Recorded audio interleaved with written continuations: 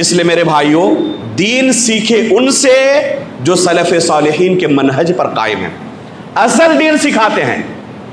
आज की दुनिया में मोबाइल आ जाने के बाद, इंटरनेट आ जाने के बाद आसान हो गया हमारे लिए, फौरन जाके गूगल में दाखिल होते हैं, कोई भी हमारे सामने जाहिर हो उससे हम सीखना शुरू कर देते हैं।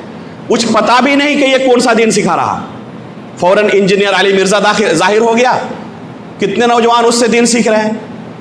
जो शख्स इस वक्त साहबा इकराम के ऊपर तानो तशरी करने वालों का सरगना है, मौलाना मौदूदी, डॉक्टर असरार अहमद और उनके अफकार से मुतासिरीन का एक गिरोह है जो एक्टिव है सोशल मीडिया में, ऐसा शख्स कोई जाहिर हुआ, ऐसे लोगों से हमने दीन सीखना शुरू कर दिया।